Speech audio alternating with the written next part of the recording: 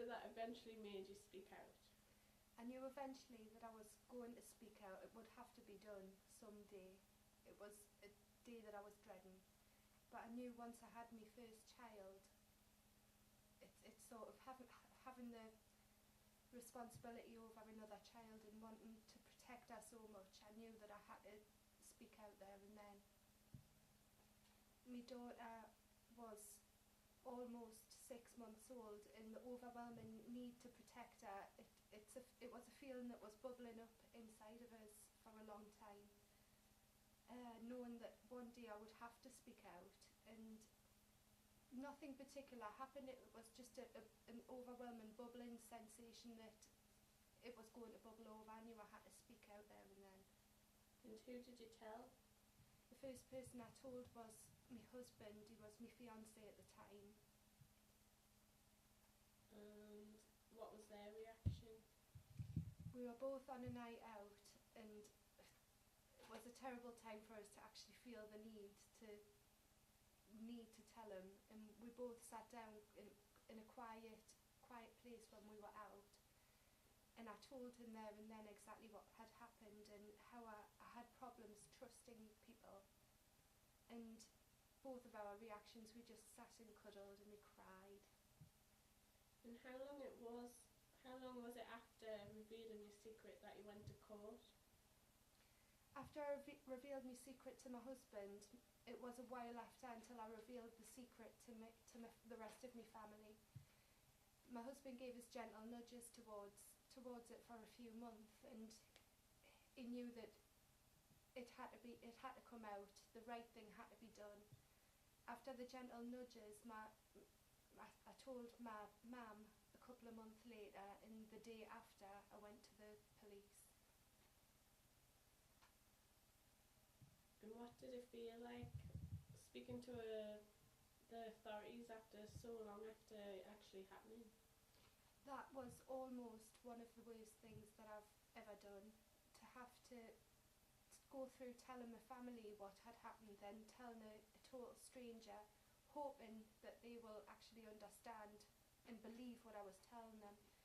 I had an awful feeling that after so long, maybe would they believe us? Why would they believe us now? It was petrifying. It was awful to have to speak to a stranger about what had happened and have to tell them quite intimate things of what had happened. I was very lucky that the prosecution service decided that there was enough evidence to go ahead with the Crown Court. We're very, very lucky. He was found guilty of 4 different counts of charges, and he was sentenced to 2 years in prison. Weren't you worried about the prospect of seeing him again while you were at court? I was petrified. I was really petrified, but by that time I had the whole of my family completely supporting us behind us, and they were there solid as a rock for me, and especially my husband. My husband was an absolute rock for me. Seeing him again, during the Crown Court, I didn't look at him. I looked at him one single time after the verdict was read out, and it was really, really scary. And after the whole court case was closed, was it easy putting the whole thing out of your mind? It's not easy to put the whole thing out of your mind. I think still to this day it's actually still very difficult, but you get good days and you get bad days.